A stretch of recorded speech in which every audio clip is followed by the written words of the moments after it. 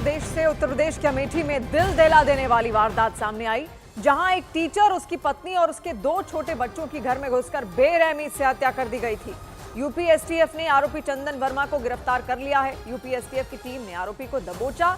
STF ने घेरेबंदी कर आसपास के सभी रेलवे स्टेशन, बस स्टेशन पर अपनी टीम को तैनात कर दिया था। साथ ही 4 जिलों के सहयोग के बाद आरोपी चंदन वर्मा को लखनऊ आगरा एक्सप्रेसवे के पास से गिरफ्तार किया गया।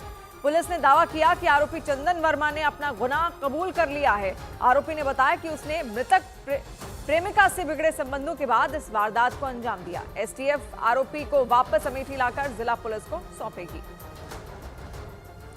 तो अमेठी में हत्याकांड निकलकर सामने आया था, जहां पर एक स्कूल टीचर और उसके पूरे परिवार की हत्या कर दी गई थी। उसके बाद से जो आरोपी था वो लगातार फरार था और इससे पूरे इलाके में सनसनी फैली हुई थी और खुद पुलिस भी इस पूरे हत्याकांड को लेकर हैरान थी, जिसके बाद तमाम टीमें यहां पर गठित की गई और उसके बाद छानबीन शुरू की गई और अब ये कहा जा रहा है कि इस आरोपी को गिरफ्तार कर लिया है।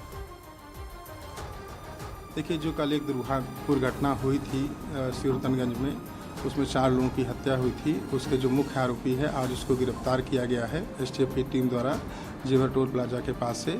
उसने पूछताछ में अपना जुर्म कबूल किया है और ये बताया है कि जो उसमें एक मृतका जो कि महिला है, उसके साथ उसके प्रेम प्रसंग थे और उसमें मनमुटाव आ गया था। उसी में तनावपूर्ण माहौल में तनाव में वो आ गया था और उसी तनाव की वजह से उसके द्वारा ये घटना कारित की गई।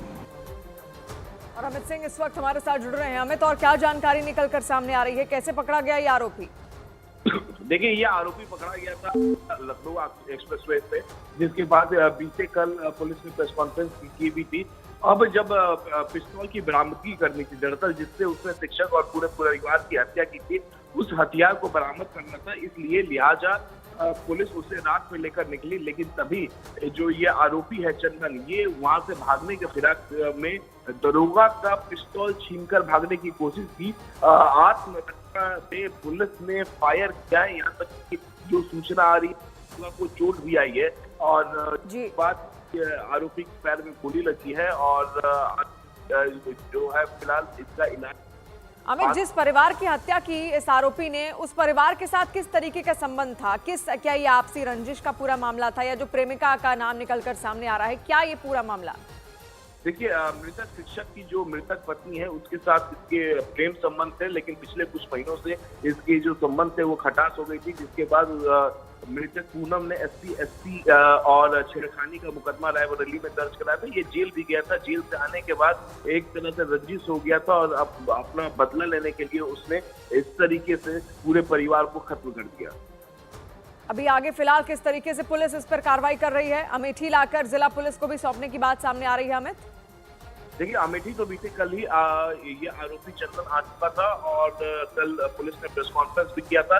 अब जब हथियार की बरामदगी की बात थी, क्योंकि जिस पिस्तौल से उसने पूरे परिवार के ऊपर फायर किया था, हत्या की थी, अब उस पिस्तौल की बरामदगी की बात थी। ऐसे में दरोगा रात में जहां पिस्तौल ये छिपाया था वहां लेकर जा रहे थे, तब भी उसने दरोगा का पिस्तौल छीनकर दरोगा पर हमला करने की कोशिश की।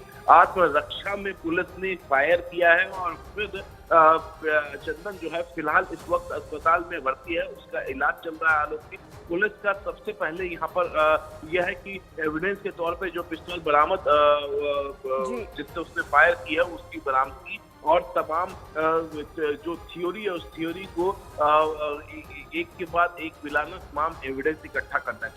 जी अमित, क्या ये अकेला ही था जिसने इस पूरे हत्याकांड को यहाँ पर अंजाम दिया या इसके कोई साथी भी थे? अकेला ही था आरोपी चंदन अकेला ही था और वो बुलेट के जरिए, वो बाइक के जरिए हत्या यानी परसों शाम को जो उसने हत्या की वारदात को अंजाम दिया, बुलेट के जरिए वो गया था। घर से थोड़ी दूर पर यानी 50 कदम दूर पर उसने अपनी बुलेट को वहां पर पार्क किया और उसके बाद धीरे से वो पैदल शाम को 7 बजे के आसपास घर में दाखिल हुआ और उसने ताबड़तोड़ फायरिंग की पूरे परिवार पर। वो यहाँ तक कि वो अपने आप को भी मार लेना चाहता था, आत्महत्या करना चाहता था, लेकिन जब उसने अपने आप को गोली मारने की कोशिश की तो मिस फायर हुआ और उसके बाद वहां से भागना पड़ा। और वहां से भागने के बाद जब यूपी एसटीएफ लगातार हर जगह उसको पकड़ने के लिए तबीज दे रही थी और लोकल पुलिस तबीज दे रही थी, तो उस दौरान वो प्रयागराज के रास्ते आगरा होते हुए दिल्ली भागने के ट्रैक में था, लेकिन यूपी एसटीएफ ने आगरा एक्सप्रेसवे से इसको दबोच लिया था। जी अमित, अब यहाँ पर पकड़ा तो ये आरोपी गया है, इससे पूछताछ भी बेशक हुई होगी और कबूलनामा भी इसका सामने आया है। कबूलनामा में क्या कुछ कहा गया है? देखिए, आरोपी चंदन ने अपनी पूरे वारदात को जिस तरीके से अंजाम दिया है, उसने सिलसिलेवार तरीके से पुलिस को कबूल कर लिया है, सिलसिलेवार तरीके से बता दिया है कि उसने वारदात को अंजाम कैसे दिया, कैसे कब प्लान की, क्योंकि उसने अपने व्हाट्सएप पर भी लिखा था 5 लोग मरने वाले हैं। 5 लोग मतलब जो 4 के परिवार, शिक्षक, उसकी पत्नी पूनम और 2 बच्चे। व्हाट्सएप पे किसको लिखा था? व्हाट्सएप पे उसने स्टेटस लिखा था, स्टेटस जी, और उसमें स्टेटस लिखा था शिवानी, और तब उसको उस तरीके से लोगों ने सीरियस नहीं लिया। लेकिन जिस तरीके से परसों शाम को 7 बजे उसने वारदात को अंजाम दिया, और वारदात को भी उसने तब अंजाम दिया जब वहीं पास में ही नवरात्र का समय चल रहा था। माता रानी का आरती हो रही थी, पूरे इलाके के लोग मानसा के आरती, उस दौरान वो घर के अंदर पूरी तरीके से वो दाखिल होता है, और उसके बाद जब ताबड़ फायरिंग करता है तो बगल में जो मेडिकल स्टोर था उसके दुकानदार दौड़ के पुलिस के पास जाते हैं, क्योंकि जहां पर ये वारदात को अंजाम देते उससे महज 50 मीटर की दूरी पर हेवी डिप्लॉयमेंट पुलिस को। पुलिस जब तक वहां आई वो डर के मारे आरोप हो जाता है। जी अमित, आपने इससे पहले भी जिक्र किया था कि पुराने भी कई सारे मामलों में जेल जा चुका है, तो पुराने वो कौन से मामले हैं जिसमें वांछित था? SC और छेड़छाड़ के मुकदमा जो वारदात के 47 दिन पहले जो मृतक शिक्षक की पत्नी पूनम है उसने ये दर्ज कराया था रायबरेली के कोतवाली थाने में, और उस मामले में पुलिस ने पूछताछ करने के बाद उसे जेल भेज दिया था आरोपी चंदन को। तो जाहिर तौर पे जिससे उसके प्रेम संबंध है, जिससे उसके मधुर संबंध थे, उस महिला ने इसके खिलाफ SC और छेड़छाड़ के जब मुकदमा दर्ज कराया और वो उसे जेल जाना पड़ा, तो वो काफी गुस्से में था। ऐसे में जब वो जेल से वापस आया तो एक बार फिर से मृतक पूनम यानी मृतक शिक्षक की जो पत्नी पूनम से उसके प्रेम संबंध से उस जिसके जरिए जिससे वो लगातार वीडियो कॉल और व्हाट्सएप चैट पर बात करता था, एक बार फिर से संपर्क साधने की कोशिश की, लेकिन मृतक पूनम उसको बार बार ब्लॉक कर रही थी, और कहीं ना कहीं पुरानी रंजिश और पूनम से बदला लेने के लिए उसने इस वारदात को अंजाम दिया था। जी, फिलहाल पुलिस इन्वेस्टिगेशन किस ओर जाती हुई दिख रही है अमित? यहाँ पर अब किस तरीके से पुलिस एक्शन लेती हुई दिख रही है?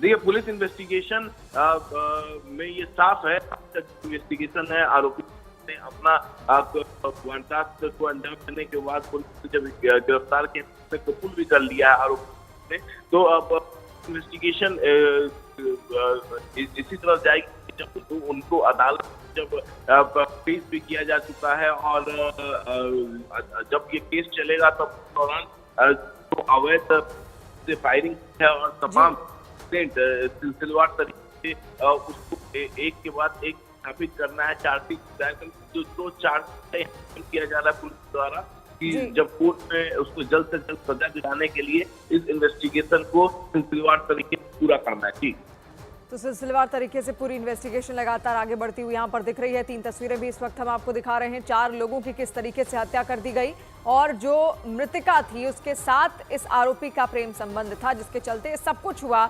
और मृतिका जब परेशान होती है तो उसके बाद वो जाती है और रिपोर्ट दर्ज करवाती है इसके खिलाफ SC/ST मामले में, और उसके बाद से इस आरोपी की तलाश लगातार यहाँ पर की जा रही थी, और आपसी